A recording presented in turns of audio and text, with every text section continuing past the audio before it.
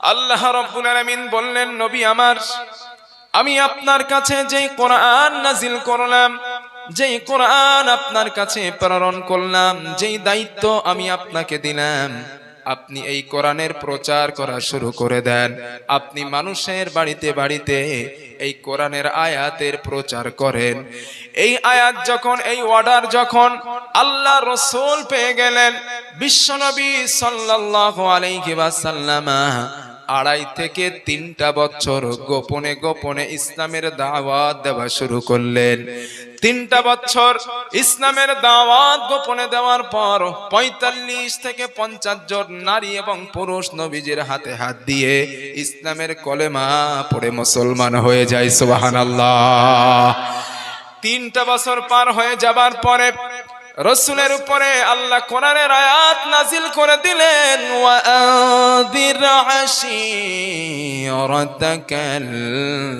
আকরাবিন। ও নবী, আপনি আপনার নিকট আত্মীয়দেরকে ভয় দেখান। আল্লাহর রাসূল বুঝতে পারলেন, যেহেতু কোরআনের আয়াত নাজিল হয়ে গেছে, গোপনে দাওয়াত দেওয়ার চলবে না, প্রকাশ্য ইসলামের দাওয়াত দিতে হবে। যেহেতু আত্মীয়দের ভয় দেখানোর কথা আল্লাহর পক্ষ থেকে অর্ডার এসে গেছে, আল্লাহর রাসূল প্রকাশ্য দাওয়াত দেওয়ার ব্যাপারে 3টা স্টেপ নিয়েছিলেন। কটা মনে রাখবেন ওয়াজ, না হলে ভুলবেন না কিন্তু। কয়টা নিয়েছিলেন? আর একটু জোরে বলেন। 3টা। 1 নাম্বার, প্রকাশ্য দাওয়াত দেওয়ার ব্যাপারে 1 নাম্বার স্টেপ আল্লাহর নবী নিলেন। নবীজি বাড়িতে একটা দাওয়াতের ব্যবস্থা করলেন। আল্লাহর রাসূল এই দাওয়াতের ভিতরে অসংখ্য কয়েকজন নেতা শ্রেণীর মানুষদেরকে দাওয়াত দিলেন। কুরাইশ বংশের নেতাদের, হাশিম বংশের নেতাদের আল্লাহর রাসূল বাড়িতে ইনভাইট করলেন। আল্লাহর রাসূল চিন্তা করলেন, ওই নেতারা আমার বাড়িতে যখন আসবে, আমি রাসূলুল্লাহ ওদেরকে খাওয়ানোর পরে ইসলামের দাওয়াত দিয়ে দেব।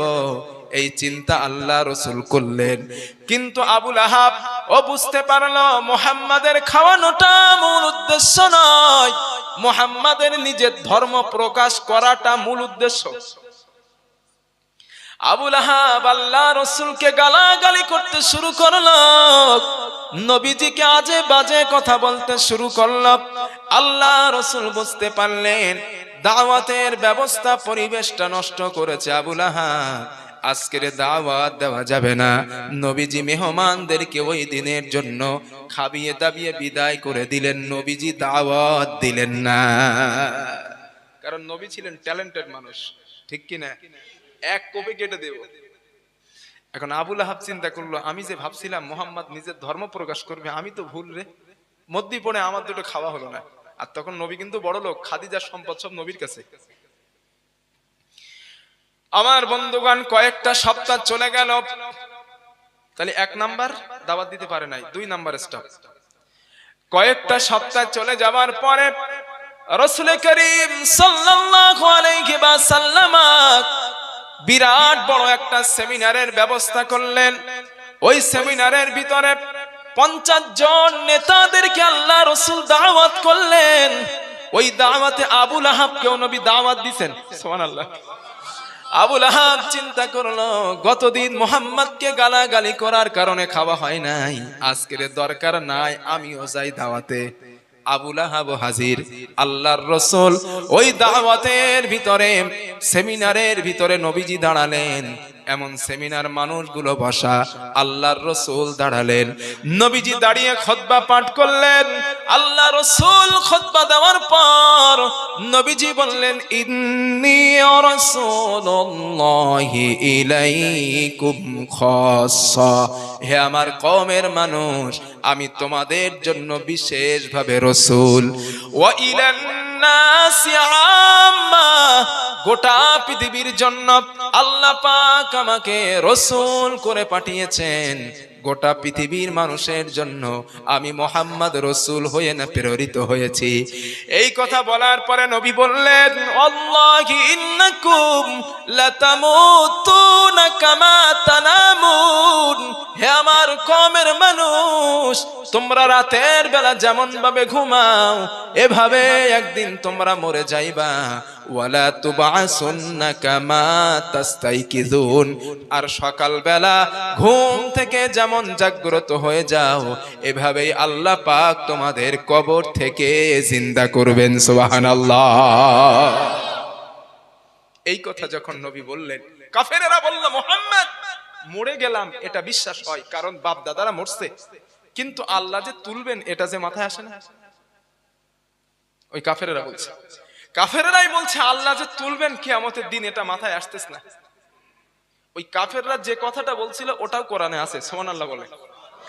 আল্লাহ পাক শোনালেন, ওই কাফেররা বলল, ওয়া ক্বালু আইযা কুন্না ইযামান ওয়া রফাতান আইন্না লামাবউসুনা খালকান জাদিদা। আল্লাহ রাব্বুল আলামিন বলেন, কাফেরগুলো বলল, ও মুহাম্মদ আমরা যখন মরে গেলাম, মরে যাওয়ার পরে আমাদের চামড়াগুলো পচে গেল, মাংসগুলো পচে গেল, হাড্ডিগুলো মাটিতে খেয়ে নিল, পোকায় খেয়ে নিল, এরপরে আমরা জীবিত হব, আল্লাহ আমাদের তুলবেন এটা তো মাথায় আসে না। কথা বুঝতে পারছেন? আমার ওয়াজ বুঝতে পারছেন তো আপনারা সবাই? এই কথা যখন কাফেররা বলল, আল্লাহ পাক ডাক দিলেন, ও নবী, ও নবী আপনি কাফেরদের প্রশ্নের জবাব দিয়ে দিন। কুল কুনু হিজারাতান আও হাদিদা। তোমরা মরে যাবার পরে যদি কবরে গিয়া লোহাও হয়ে যাও, পাথর হয়ে যাও, আল্লাহ পাক তোমাদেরকে আবার জিন্দা করবেন। সুবহানাল্লাহ। এই কথা যখন নবী বললেন, কাফেররা বলে, মুহাম্মদ লোহা হয়ে গেলাম, পাথর হয়ে গেলাম, উঠবো কেমনে? মাথায় ঢোকে না। কথা বুঝতেছে?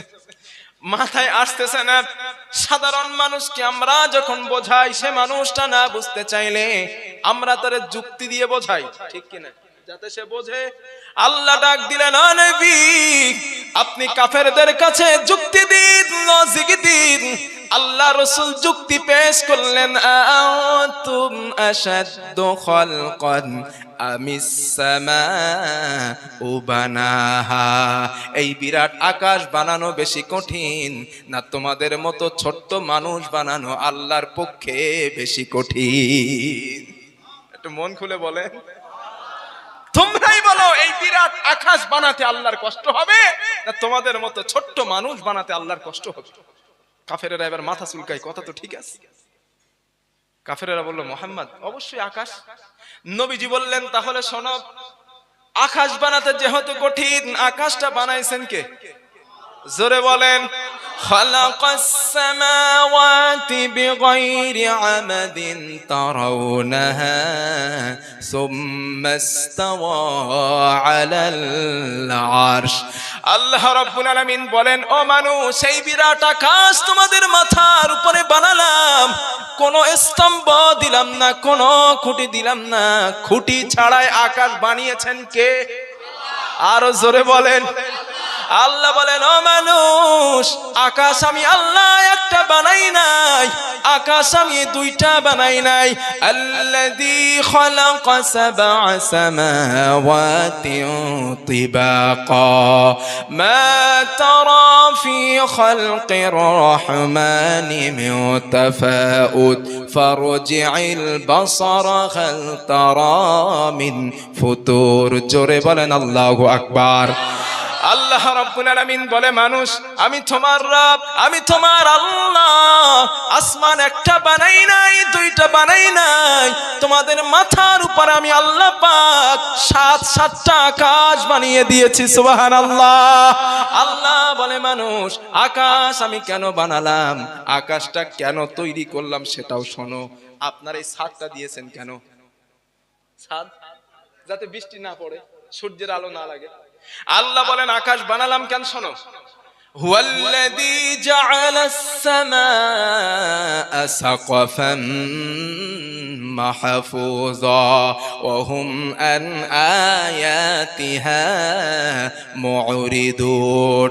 আল্লাহ রাব্বুল আলামিন বলে, মানুষ আমি তোমার রব আসমান বানিয়ে দিলাম, আসমান থেকে উল্কা পিণ্ডগুলো যেন তোমাদের উপরে না পড়ে, তোমরা ক্ষতিগ্রস্ত না হও, এই জন্য আমি আল্লাহ পাক তোমাদের মাথার উপরে আসমানটাকে সুরক্ষিত ছাদ বানিয়ে দিয়েছি।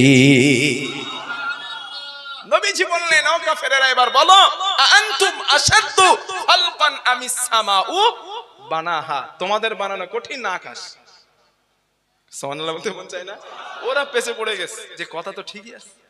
আর একটা যুক্তি দেয়, আচ্ছা ভাই আমরা মানুষ মাটি দেওয়ার সময় একটা দোয়া পড়ি না? কি দোয়া বলেন তো? আবসলিউটলি মিনহা, হ্যাঁ এইটা কোরআনের আয়াত, এইটা আমার সাথে আপনারা একটু পড়েন।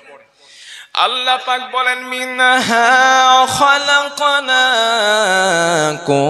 ওয়া ফিহা নুঈদুকুম ওয়া মিনহা নুখরিজুকুম তারাতান উখরা।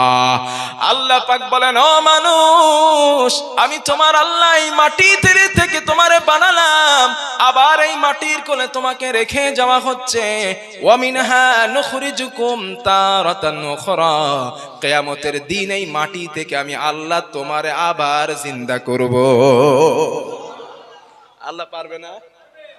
আল্লাহর রাসূল বললেন, কাফেররা তোমাদের মাথায় কি ঘেনু টেনু নাই? ঘেনু টেনু নাই মাথায়? চিন্তা করো না, জন্মের আগে তো কিছুই ছিল না, ঠিক কিনা? আমরা কিছু ছিলাম? এক ফোঁটা নাপাক পানির ভিতরে সীমাবদ্ধ ছিলাম।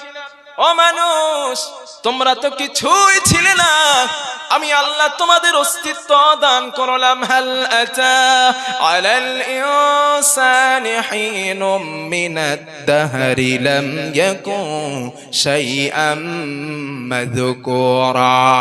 আল্লাহ রাব্বুল আলামিন বলেন, তোমাদের জন্মের পূর্বে তোমরা কিছুই ছিলে না, তোমাদের নাম ছিল না, দাম ছিল না, অস্তিত্ব ছিল না, পরিচয় ছিল না। আমি আল্লাহ পাক তোমাদের পরিচয় দান করলাম, আমি তোমাদের পরিচিতি দান করলাম। কেমনে করলাম বান্দা শোনো, আল্লাহ পাক বলেন, ওয়ালাকাদ খালাকনাল ইনসানা মিন সুলালাতিন মিন তিন সুম্মা জাআলনাহু নুতফাতান ফি ক্বারারিন মাকিন সুম্মা খালাকনান নুতফাতা আলাকাতান ফাখালাকনাল আলাকাতা মুদগা ফাকাসাউনাল ইযামা লাহমা সুম্মা আনশা'নাহু খালকান আখার ফাতাবারাকাল্লাহু আহসানুল খালিকিন। জোরে বলেন আল্লাহু আকবার। আল্লাহ রাব্বুল আলামিন বলে, বান্দা শোনো, আমি তোমার আল্লাহ, আমি আল্লাহ পাক মাটির নির্যাস থেকে তোমারে বানালাম। এরপরে পুরুষের শুক্রাণু, মহিলার ডিম্বাণু, এক ফোঁটা নাপাক পানি দিয়া আমি আল্লাহ পাক জমাট রক্তে পরিণত করলাম। জমাট রক্তটাকে মাংসপিণ্ডে পরিণত করলাম। ওই মাংসপিণ্ড করার পরে মায়ের পেটের ভিতরে একটা স্ট্রাকচার দান করলাম, একটা বডি তৈরি করলাম। বডি তৈরি করার পরে ফাকাসাউনাল ইযামা লাহমা, মায়ের পেটের ভিতরে সুন্দর করে চামড়া দিয়া, মাংস দিয়া মানব আকৃতি আমি আল্লাহ পাক মায়ের পেটে তোমারে দান করেছিলাম। ও মানুষ, বানানো কমপ্লিট হয়ে যাবার পর সুম্মা নুখরিজুকুম তিফলা, বাচ্চার আকারে মায়ের পেট থেকে আস্তে করে তোমারে বার করেছিলাম। আল্লাহ পাক বলেন, ও মানুষ, পৃথিবীতে আসার পর 60 বছর, 70 বছর, 80টা বছর তুমি হায়াত পেয়েছো। হায়াত কমপ্লিট হয়ে যাবার পর, হায়াত শেষ হয়ে যাবার পর আমি আল্লাহ সিদ্ধান্ত হলো, সুম্মা ইন্নাকুম বা'দা যালিকা লামাইয়িতুন সুম্মা ইন্নাকুম ইয়াওমাল কিয়ামতি তুবাসুন, এরপরে আমি আল্লাহ পাক তোমারে মৃত্যু দেব, কিয়ামতের দিন আমি আল্লাহ কবর থেকে তোমারে জিন্দা করব। সুবহানাল্লাহ, নারে তাকবীর। আল্লাহ পারবেন না? পারবেন না? অবশ্যই আল্লাহ জিন্দা করবেন, ঠিক কি না? আল্লাহর রাসূল বললেন, ওয়াল্লাহি ইন্নাকুম লাতামুতুনা কামা তানামুন, হে আমার কওমের মানুষ, রাতের বেলা তোমরা যেমন ঘুমাও এভাবে একদিন তোমরা মরে যাইবা।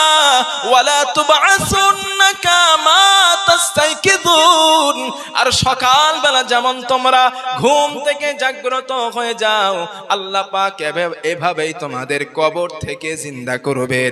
এই কথা বলার পরে আল্লাহর রাসূল বললেন, ওয়ালা তুহাসাবুন্না বিমা আমিলতুম, তোমরা পৃথিবীতে ভালো এবং মন্দ যা করেছো এর পুঙ্খানু জবাব আল্লাহর সামনে তোমাদের দেওয়া লাগবে। দিতে হবে না? কথা কোন? প্রত্যেকটা পুঙ্খানু হিসাব আল্লাহর সামনে দেওয়া লাগবে। কেন? আমাদের সব কিন্তু রেকর্ড হচ্ছে। বলো, এই যে মোবাইলে আমার কথাগুলো রেকর্ড হচ্ছে, ছবি রেকর্ড হচ্ছে, আমাদের কাজ কথাগুলো কিন্তু রেকর্ড হচ্ছে না?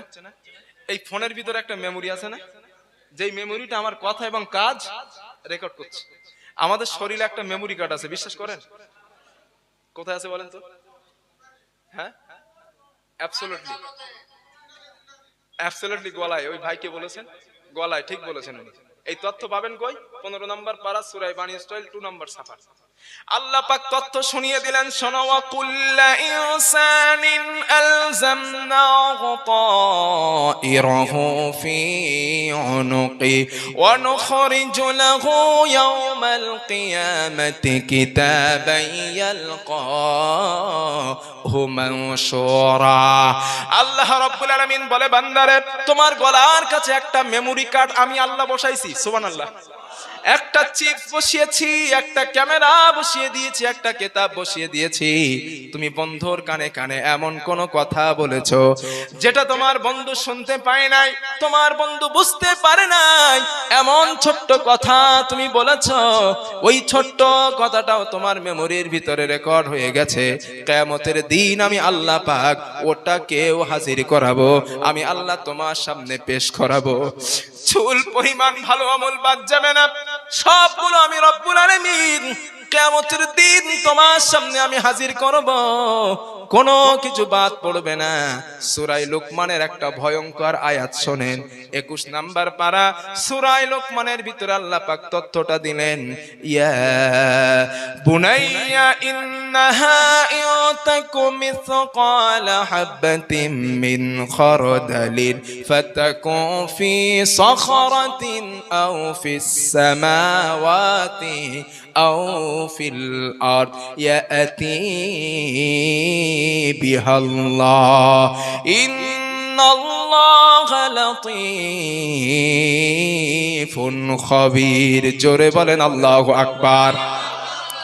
আল্লাহ রাব্বুল আলামিন বলে, বান্দা, হযরত লুকমান তার সন্তানকে ডাক দিলেন, ইয়া বুনাইয়া, হে আমার কলিজার টুকরা সন্তান, আসমানের কোন জায়গায়, জমিনের কোন পরতে সরিষার ডানা থেকেও ছোট্ট জিনিস যদি হারিয়ে যায়, সরিষার ডানা থেকেও ক্ষুদ্র জিনিস যদি লুক্কায়িত হয়ে যায়, ইয়াতি বিহাল্লাহ, আল্লাহ পাক কিয়ামতের দিন ওটাকেও হাজির করাবে।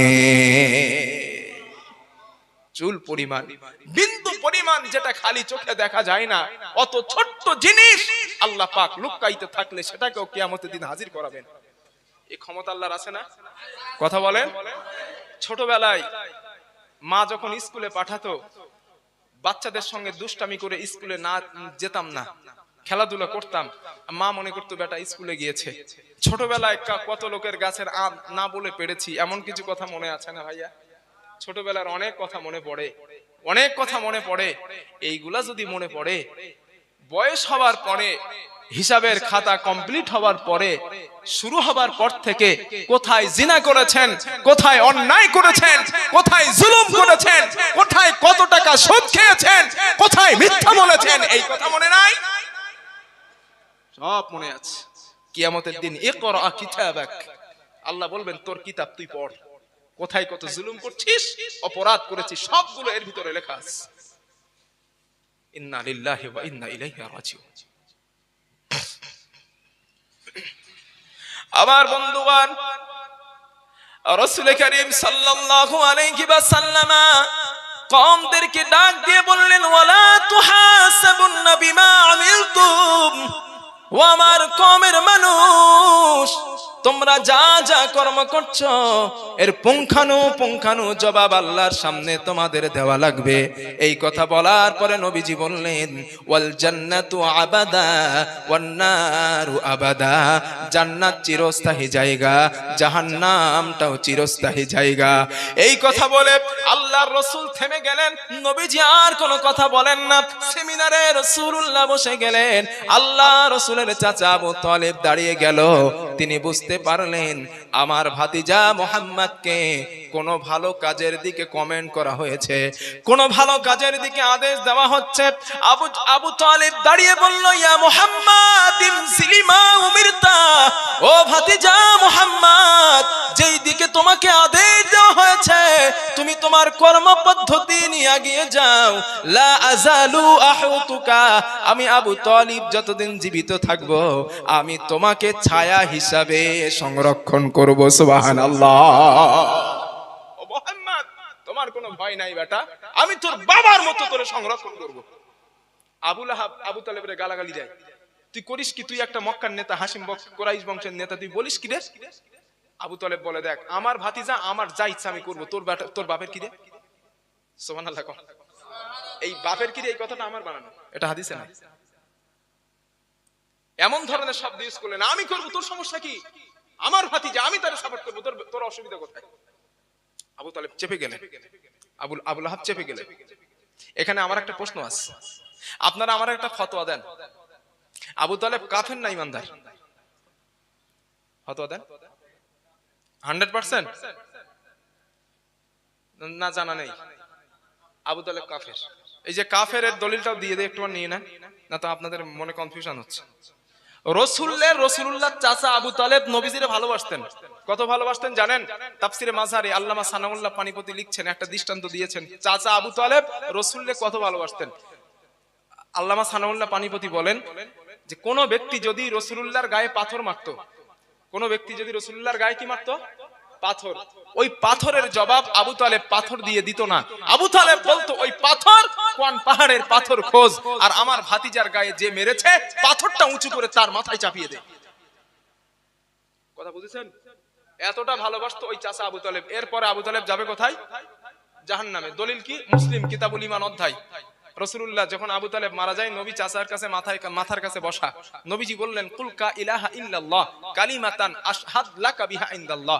হে আমার চাচা, আপনি তো মারা যাচ্ছেন, একটাবার কালেমা পড়ে যান। কালিমাতান মাররাতান ওয়াহিদাতান, একটাবার কালেমা পড়েন, আমি মুহাম্মদ কিয়ামতের দিন আপনার ঈমানের পক্ষে আল্লাহর আদালতে সাক্ষী দেব। সুবহানাল্লাহ।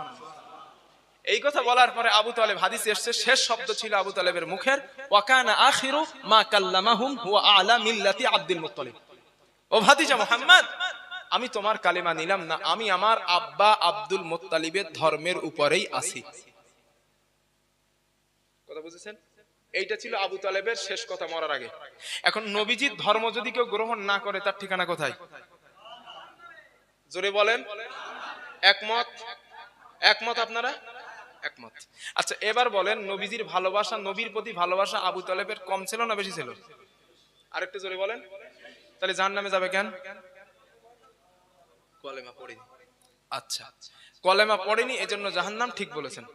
এটার অর্থ এটাই দাঁড়ায়, সে নবীজিকে ভালোবাসতো বাট রাসূলের আদর্শ মানতো না। আরো জোরে বলেন, আদর্শ মানতো না। আরে রাসূলের আদর্শ তো মাথায় টুপি দেওয়া, রাসূলের আদর্শ তো মুখে দাড়ি রাখা, রাসূলের আদর্শ আজান হলে মসজিদে গিয়ে নামাজ পড়া, রাসূলের আদর্শ টাকনুর উপরের কাপড় পরা, রাসূলের আদর্শ সুন্নতি লেবাস গায়ে দেওয়া, রাসূলের আদর্শ আল্লাহর অর্ডার মেনে চলা, রাসূলের আদর্শ আল্লাহর হুকুম নিষেধ ছেড়ে দেওয়া, রাসূলের আদর্শ বাপ মায়ের সেবা করা, রাসূলের আদর্শ সুদ না খাওয়া, রাসূলের আদর্শ জিনা না করা, রাসূলের আদর্শ মিথ্যা না বলা ইত্যাদি। এই আদর্শ যার ভিতরে নেই, তার ভালোবাসা, রাসূলের প্রতি ভালোবাসা আর আবু তালেবের ভালোবাসা দুটোই সমান। ঠিক কি না? জোরে বলেন, দুটোই সমান। আশিকে রসুল দাবি করলাম, নবী দিবস দিলাম, ইয়া নবী সালাম আলাইকা পড়লাম, আর খিচুড়ি খেলাম। আশিকে রসুল ঘোড়ার ডিম, আপনার থেকে আবু তালেব রসুলের বেশি ভালোবাসতো। জান্নাত মামার বাড়ি না, শুধু ভালোবাসার দাবি করে আশিকে রসুল দাবি করে জান্নাতে যাবেন, মামার বাড়ি না যে গিয়ে কোলা খাবেন। তাই যদি হতো সাহাবারা জিহাদের মাঠে রক্ত দিতে না। কথা বুঝতে পারছেন? ভালোবাসার অনুসরণের সাথে সাথে, তার আদর্শ মানার সাথে সাথে ভালোবাসা লাগবে। শুধু ভালোবেসে নবীরে জান্নাত যদি পাওয়া যেত, সবার আগে আবু তালেব জান্নাতে যেত। কথা বুঝেছেন? আমার কথার ভুল ব্যাখ্যা নেবেন না। আদর্শ মানার সাথে সাথে ভালোবাসা লাগবে, আর আদর্শ যখন মানবেন ভালোবাসা এমনি তৈরি হয়ে যাবে। কথা বুঝেছেন? আদর্শ যখন মানবেন তখন ভালোবাসা এমনি পয়দা হবে। আমি ধরে নেন আমি হুজুরের আদর্শ মানি, হুজুরের কথা মেনে চলি। এখন আপনারা বলেন, কোন মানুষটা যদি ভালোবাসা না যায়, তার কথা মেনে চলা সম্ভব? কথা কন, সম্ভব না। তাহলে আদর্শ মানলেই অলরেডি ভালোবাসা চলে আসবে। কথা ক্লিয়ার না ভেজাল আছে? তাহলে আবু তালেব রসুলের ভালোবাসার পরেও জাহান্নামী কেন? তার আদর্শ মানে নাই। এখন সিদ্ধান্ত আপনার। আশিকে রসুল দাবি করে জান্নাতে যাবেন না নবীর আদর্শ মেনে জান্নাতে যাবেন? আমাদের সমাজে হাজার হাজার বুড়ি বুড়ি বক্তাই ব্যাখ্যা দেয়, নবীর আশে কুলিন কুনতুম তুহিব্বুনাল্লাহ ফাত্তাবিউনি। আহা, নবীর ভালোবাসা। ফাত্তাবিউনির ব্যাখ্যা এটা ঘোড়ার কুসু। ইত্তিবার শব্দ এটা, ব্যাখ্যা এটা। ইত্তিবার শব্দ অনুসরণ করা, অনুসরণ আর ভালোবাসা এক জিনিস। আর সাধারণ মানুষ বসে আছে জনমের শোনা শুনতেছে, আহ কি ঢং রে, কি সুদ দিতেছে রে, কোরআনের গোষ্ঠী কেলাই দিচ্ছে। বুঝবেন না তো, শ্রোতা তো সব সাধারণ। এই জন্য দাওয়াত করার আগে একটু মেপে দাওয়াত করিয়েন, যে কোরআন হাদিস একটু বোঝে। ভুল ব্যাখ্যা দিয়ে যাচ্ছে আর আপনারা শুনতেছেন, না আশিকে রসুল বলতেছি, নবী দিবাস দিচ্ছে, আমরা জান্নাত পেয়ে যাব। ওনার ডিম পাবেন জান্নাত। কষ্ট পাচ্ছেন না তো আমার উপরে? আমি ভাই এই পয়েন্টের বক্তা, রাগ করলে কিছু করার নাই। আমি সঠিক কথা বলবো, রাগ করেন, আমি চলে যাবো একটুক্ষণ পরে। আমার বন্ধুগণ, আবু তালেব যখন রাসূলুল্লাহর পক্ষ নিলেন, নবীজির পক্ষে যখন কথা বললেন, আল্লাহ রাসূল মনের ভিতরে একটু সাহস পেলেন। মক্কার কোন নেতা আমি নবীর পক্ষে কথা বললো না, আমার চাচা আবু তালেব, আমি নবীজি আমার পক্ষ নিল।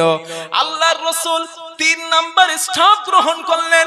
বিশ্ব নবী বললেন, 3 নাম্বার স্টেপে ইসলামের দাওয়াত আরো ব্যাপকভাবে দেওয়া লাগবে। 3 নম্বরে দাওয়াত দেওয়ার জন্য বুখারীর বর্ণনা, সাইদা আলাল জাবাল আলাস সাফা। আল্লাহর রাসূল সাফা পাহাড়ে দাঁড়ালেন। নবীজি সাফা পাহাড়ে দাঁড়িয়ে আল্লাহ রাসূল বক্তব্য দিলেন। সেই জামানায় কোন মানুষ যদি সাফা পাহাড়ে দাঁড়িয়ে বলতেন, ইয়া সাবাহা ইয়া মাসা, কোন ব্যক্তি যদি এই শব্দ বলে ডাক দিতেন, তার কথা শোনার জন্য হাজার হাজার মানুষ উপস্থিত হয়ে যেত। কিন্তু আল্লাহর রাসূল ইয়া সাবাহা ইয়া মাসা এই শব্দ বলে নবীজি ডাক দেন নাই। বিশ্ব নবী কওমের নাম ধরে ধরে ডেকেছেন। কুরাইশ গোত্রের নাম ধরে নবী ডাক দিলেন, হাশিম বংশের নাম ধরে আল্লাহর রাসূল ডাক দিলেন। নবীজির এই ডাক দেওয়ার পরে হাজার হাজার মানুষ সাফা পাহাড়ের পদদেশে হাজির। ব্যস্ততার কারণে, অসুস্থতার কারণে, বার্ধক্যের কারণে যারা আসতে পারে নাই, আরসালা রাসূলান লিউযিরা মা হুয়া, তারা দূত পাঠিয়ে দিয়েছে, মুহাম্মদ কেন ডাকে দেখে এসো। কারণ মুহাম্মদ কখনো খামোখা কথা বলে না। সুবহানাল্লাহ। ওই কাফেরগুলো বলল, মুহাম্মদ তো কখনো খামোখা ডাকে নাই, নিশ্চয় কোনো গুরুত্বপূর্ণ কথা বলার জন্য মুহাম্মদ আমাদেরকে ডাক দিয়েছে।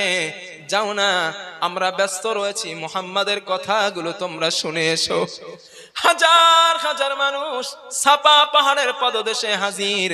নবীজি ডাক দিয়ে বললেন, আরাআইতাকুম লাউ আন্না খাইলান বিল ওয়াদি, ও আমার কওমের মানুষ, আমি মুহাম্মদ যদি বলি এই পাহাড়ের পদদেশে একদল ঘোড়সওয়ারি অপেক্ষা করছে, তুরিদু আন তুদির আলাইকুম, যারা তোমাদের উপরে অতর্কিত হামলা চালাবে, ওয়া কুনতুম মুসাদ্দিকিয়া, তোমরা আমি মুহাম্মাদের কথাটা কি বিশ্বাস করবে?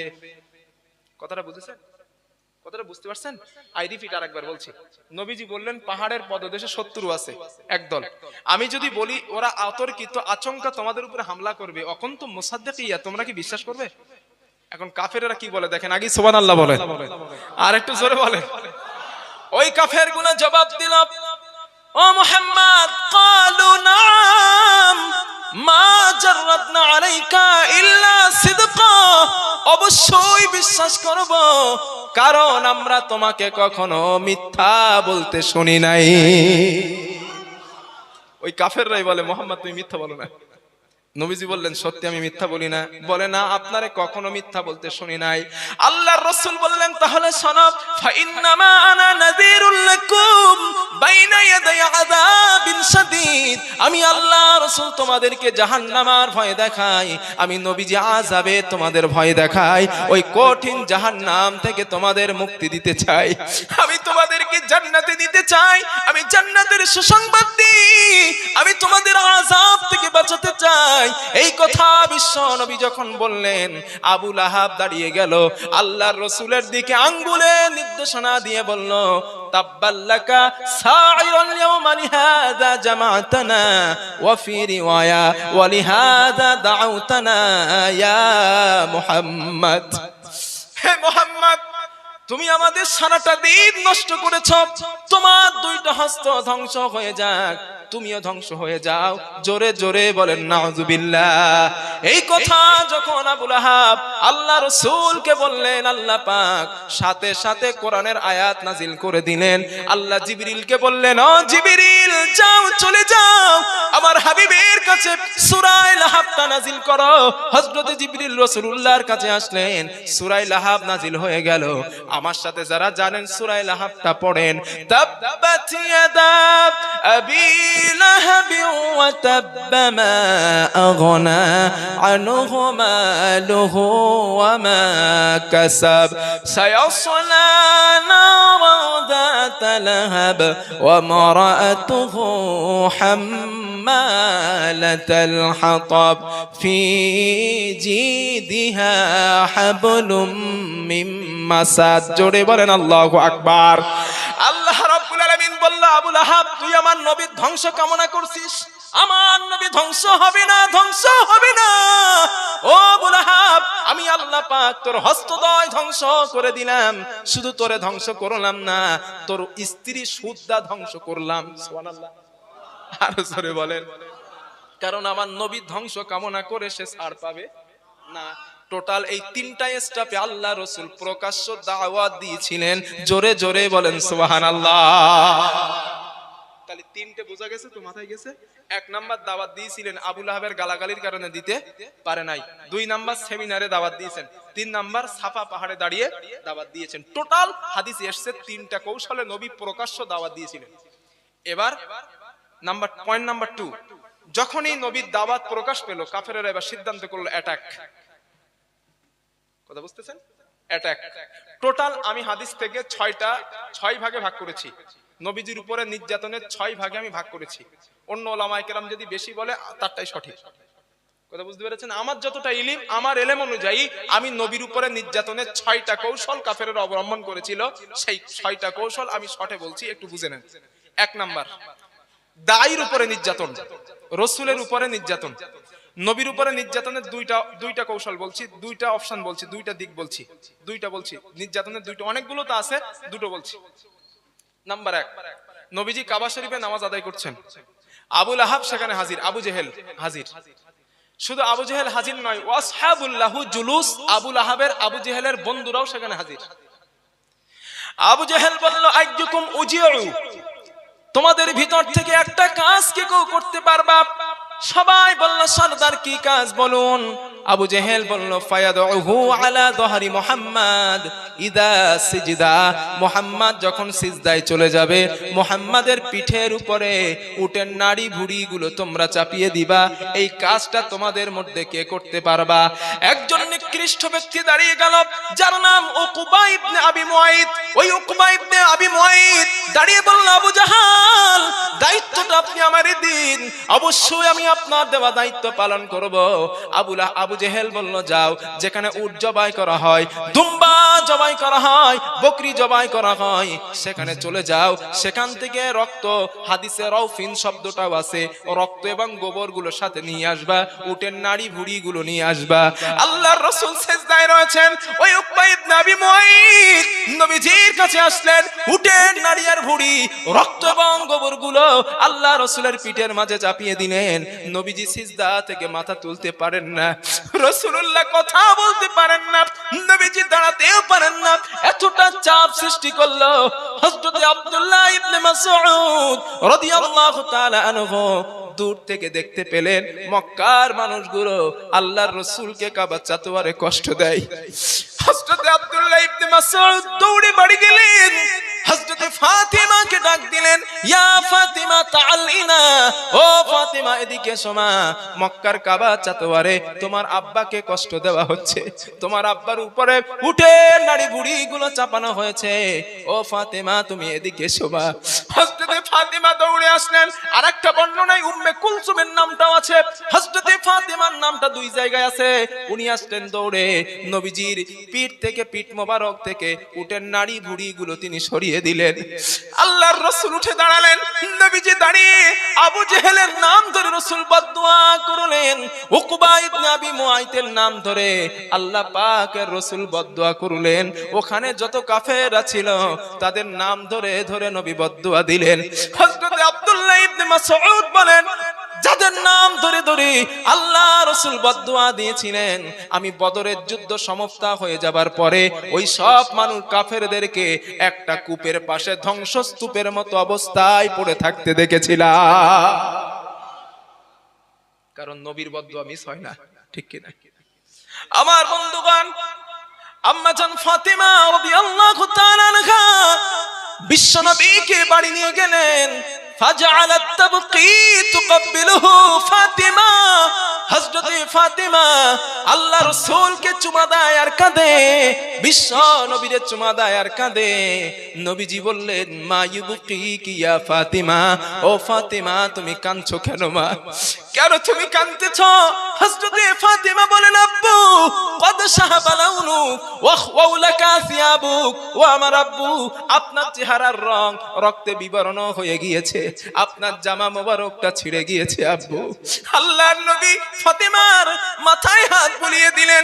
হযরত ফাতিমাকে বললেন, ও ফাতিমা লা তাবকি ইয়া ফাতিমা, ও ফাতিমা তুমি কেঁদো না মা, ইন্নাল্লাহ কদ বাআসা আবাকি আমরিন, এমন একটা সময় আসতেছে মা, এই দুনিয়ায় এমন কোন বাড়ি থাকবে না, এমন কোন পাকা ইটের বাড়ি থাকবে না, এমন কোন কাঁচা ইটের বাড়ি থাকবে না, এমন কোন ত্রিলতার বাড়ি থাকবে না যেখানে তোমার বাবা আল্লাহর দেওয়া ধর্ম মুহাম্মাদের ধর্মটা আল্লাহ মানুষের বাড়িতে বাড়িতে পৌঁছে দিবে না। সুবহানাল্লাহ, নারে তাকবীর। লা তাবকি ইয়া ফাতিমা, ফাতিমা রে কাঁদিস না রে মা, কয়েকটা দিন একটু অপেক্ষা কর, তোর বাবারে আল্লাহ আসমান আখিরাত দুনিয়ার বাদশা বানাই দিবেন, একটু অপেক্ষা কর, একটু অপেক্ষা কর মা, তোর আল্লাহ তোর বাবারে আল্লাহ বাদশা বানাই দিবেন। এক নাম্বার নির্যাতন। দুই নাম্বার নির্যাতন, বাইনা রাসূলুল্লাহ সাল্লাল্লাহু আলাইহি ওয়াসাল্লাম ইউসাল্লি বিফিনাইল কাবা, আল্লাহর রাসূল কাবা চাতোয়ারে নামাজ আদায় করছেন। কষ্ট হচ্ছে না তো আপনাদের? অসুবিধা হচ্ছে না তো? আল্লাহর রাসূল কাবা চাতোয়ারে নামাজ আদায় করছেন। ওই উকবা ইবনে আবি মুআইত নবীজির কাছে আবার আসলেন, নবীজির গলার মাঝে রশি দিয়ে আটকে দেওয়া হলো, নবীজি নামাজে দাঁড়ানো, নবীজি নিঃশ্বাস নিতে পারেন না, আল্লাহ রাসূলের চক্ষুটা যেন রক্তচক্ষু হয়ে যায়, নবীজি কোনো কথা বলতে পারেন না, পাথরের মতো রাসূলুল্লাহ দাঁড়িয়ে রয়েছেন। হযরত আবু বকর সিদ্দিক রাদিয়াল্লাহু তাআলা আনহু দৌড়ে আসলেন, উকবা ইবনে আবি মুআইতকে জোরে একটা ধাক্কা মারলেন, উকবা ইবনে আবি মুআইত জমিনের উপরে পড়ে গেল। রাসূল করিম সাল্লাল্লাহু আলাইহি ওয়াসাল্লাম দীর্ঘ একটা নিঃশ্বাস নিলেন। উকবা ইবনে আবি মুআইতকে আবু বকর ডাক দিয়ে বললেন, উকবা আতাকতুলুনা রাজুলান আইয়াকুলা রাব্বি আল্লাহ ওয়া ক্বাদ জাআতকুম বিল বাইয়িনাতি মির রাব্বিকুম, ও উকবা একটা মানুষকে কি এই কারণেই তোমরা হত্যা করবা যেই মানুষটা বলেন আল্লাহ আমার রব, আল্লাহ তোমাদের রব, আর যিনি সুস্পষ্ট কিতাব নিয়ে এসেছেন, এই অপরাধের কারণে কি একটা মানুষকে তোমরা হত্যা করবা? কথা শুনছেন? উকবা ইবনে আবি মুআইত কোনো জবাব দেন না। আল্লাহ রাসূল বললেন, উকবা রে, আমি নবীজি তোদেরকে কখনো গালি দেই নাই, আমি রাসূলুল্লাহ তোদেরকে কটু কথা বলি নাই, আমি কখনো তোদের গায়ে থুতু দেই নাই, আমি রাসূল তোদেরকে জাহান্নাম থেকে বাঁচাতে চাই। আমি রাসূল শুধু বলেছি সমস্ত ধর্মকে ছেড়ে দে, এক আল্লাহর ইবাদত কর। এটার অপরাধে তোরা আমাকে নির্যাতন করিস, তোরা আমাকে কষ্ট দিস। আল্লাহর রাসূল ওই বদদুয়া করার কারণে নবীজি আল্লাহ পাক ওই বদদুয়াটা কবুল করেছিলেন। ওই উকবা ইবনে আবি মুআইত বদরের যুদ্ধের সময় শেষ হয়ে যায়। সুবহানাল্লাহ, আরো জোরে বলেন। রাসূলের উপরে দুইটা নির্যাতন, কাফেররা দেখলো মুহাম্মাদের উপরে নির্যাতন করলাম কিন্তু কলেমার প্রচার বন্ধ করা গেল না। নবী বুঝতে পেরেছেন আমার উপরে নির্যাতন করার অর্থ হলো আমি মুহাম্মদ যাতে ইসলামের দাওয়াত দেওয়া বন্ধ করে দেই, কিন্তু না না, যত সময় পর্যন্ত আমার শরীরের ভিতরে প্রাণ থাকবে আমি মুহাম্মদ রাসূলুল্লাহ আল্লাহর দেওয়া দায়িত্ব থেকে চুল পরিমাণ পিছিয়ে থাকবো না। কাফেরেরা 2 নাম্বার স্টেপ নিল। নির্যাতন আরো আছে, বোঝার জন্য শর্ট করে বলছি, যেহেতু আপনারা আমার আর একটা দায়িত্ব দিয়ে রাখছেন। তো কষ্ট হচ্ছে না তো আপনাদের? সত্যি বলছেন তো? আমার বন্ধুগণ, 2 নাম্বার নির্যাতন। কাফেরেরা চিন্তা করলাম মুহাম্মাদের নির্যাতন করলাম, হলো না, এবার এক কাজ করা যাক, মুহাম্মাদের সমর্থককে নির্যাতন করি। দেখবেন বাবার সামনে সন্তান মার খেলে বাবার কষ্ট হয়, ঠিক কিনা ভাই? জোরে বলেন। বাবার সামনে সন্তান মার খেলে বাবার কষ্ট হয়। ঠিক একই ভাবে কাফেরেরা চিন্তা করলো মুহাম্মাদের সামনে যদি ওর সমর্থক যারা, ওর উপরে যারা ঈমান এনেছে, ওদের যদি নির্যাতন চালায় সম্ভবত মুহাম্মদ দাওয়াত বন্ধ করে দেবে। কিন্তু রাখে আল্লাহ। জোরে বলে। নির্যাতন করা হলো বেলাল রাদিয়াল্লাহু তাআলা আনহুকে। আম্মার ইবনে ইয়াসির রাদিয়াল্লাহু তাআলা আনহু, তার আম্মা জান হযরতে সুমাইয়া রাদিয়াল্লাহু তাআলা আনহা, তাদের উপরে নির্যাতন চালানো হলো। বুখারীর বর্ণনা, হযরতে সুমাইয়া এবং আম্মার ঘর থেকে বার হয়েছে। আবু জাহাল বলল, ও সুমাইয়া, শুনলাম তোমরা নাকি মুহাম্মাদের উপরে ঈমান এনেছো। সুমাইয়া বলল, হ্যাঁ, আমরা মুহাম্মাদের উপরে ঈমান এনেছি।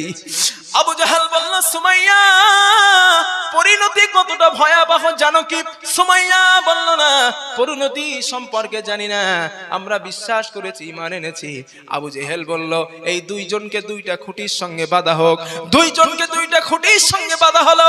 আবু জাহাল আম্মারকে লক্ষ্য করে বলল, আম্মার, আতুতুরিকিল ঈমান আন নাখলাউ সাওবা উম্মি। ও আম্মার, ঈমান ছাড়বা না তোমার চোখের সামনে তোমার মায়ের কাপড় খুলে উলাঙ্গিনী করব? ও আম্মার, অপশন তোমার কাছে 2টা। 1 নাম্বার অপশন, পারলে ঈমান ছেড়ে দাও, আমরা তোমাকে ছেড়ে দেব। আর যদি ঈমান না ছাড়ো, তোমার মাকে নির্যাতন করা হবে, সহ্য যদি করতে পারো। হযরতে আম্মার রাদিয়াল্লাহু তাআলা আনহু চোখের পানি ছেড়ে দিয়ে কাঁদেন, ও মালিক, অপরাধ আমার এতটুকুই, ঈমান আনলাম তোমার উপরে, এতটুকুই আমার অপরাধ। হযরতে আম্মার ভেঙে পড়লেন, একটু কিছু সময়ের জন্য ভেঙে গেলেন। আমার চোখের সামনে আমার জনম দুঃখিনী মার কাপড় খোলা হবে, হযরতে আম্মার কি কেমন ভাবে মেনে নেবেন? অপরদিকে হযরতে সুমাইয়া রাদিয়াল্লাহু তাআলা আনহা আম্মারকে ডাক দিয়ে বলে, আম্মার, মা ওয়ালাদ ওয়ালাদান ইয়াজকুরুল ঈমান আমামা কাফির।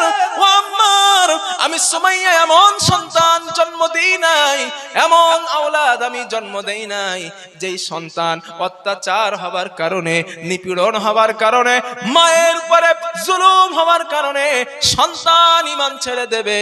আমি সুমাইয়া এমন আওলাদ আমি জন্ম দেই নাই। আমার তোর মার যা হোক, খবরদার বেটা, ঈমান ছাড়বি না, ঈমান ছাড়ার জন্য তোর জন্ম দেই নাই। আল্লাহ যেন এমন মা আমাদের ঘরে ঘরে পয়দা করেন, বলেন আমিন। আর জোরে বলেন আমিন।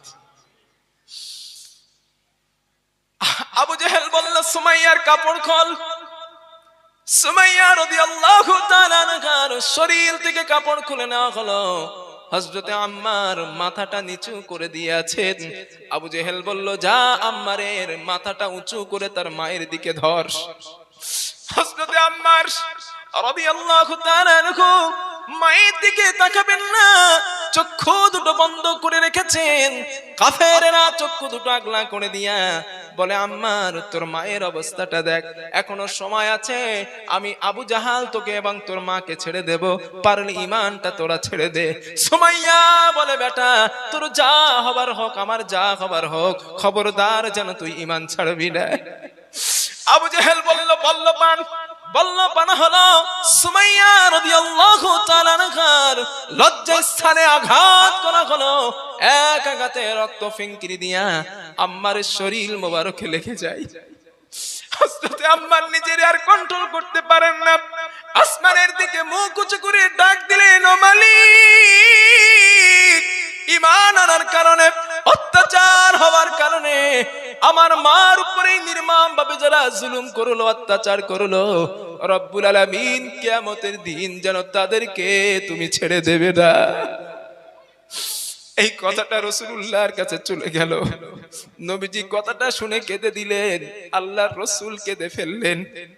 আল্লাহর রাসূল বুঝতে পারলেন আমার সমর্থকদের উপরে নির্যাতন হবার কারণ হলো আমি রাসূল যেন দাওয়াত বন্ধ করে দেই।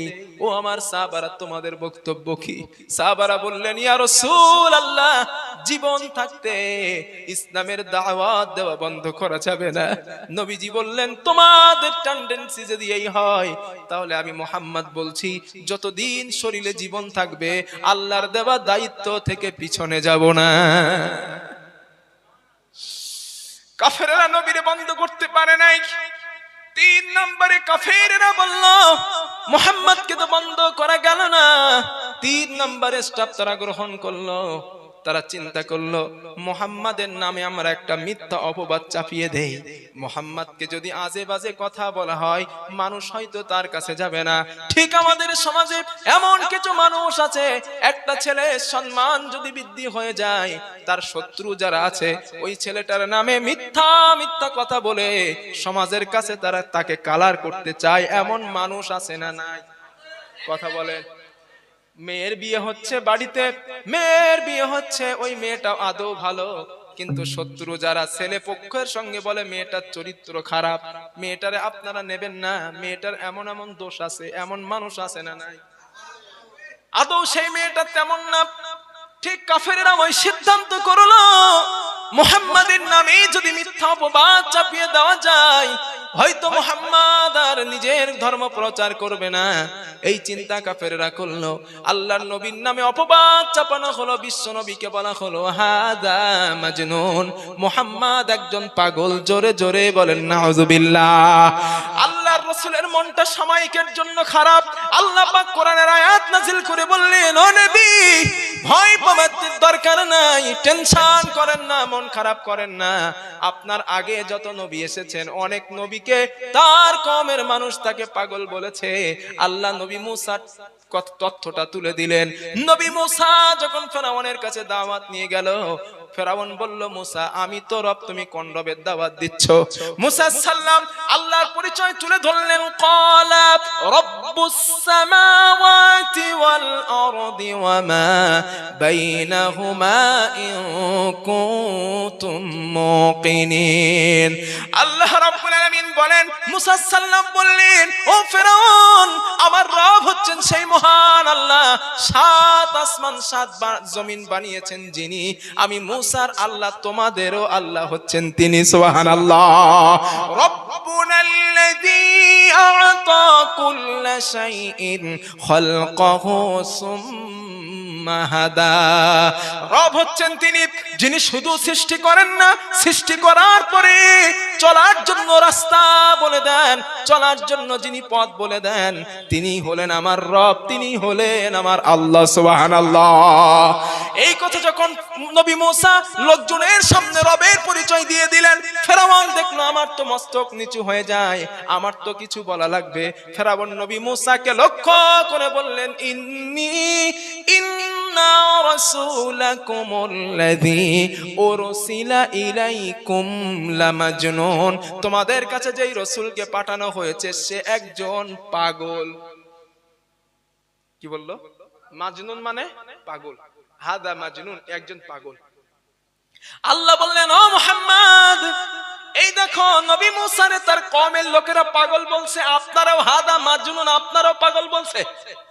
তবে নবী টেনশন করেন না, দুঃখ করেন না, আপনি যে পাগল নন আমি আপনার জন্য সার্টিফিকেট দিয়ে দিলাম। নুন ওয়াল কলামি ওয়া মা ইয়াসতুরুন মা আনতা বিনিআমাতি রাব্বিকা বিমাজনুন। ও নবী, কলমের শপথ, তারা যা দিয়ে লেখে তার শপথ, আপনার রবের দয়ায় আপনার রব আপনারে পাগল বানায় না। আর একটু মন খুলে বলেন সুবহানাল্লাহ।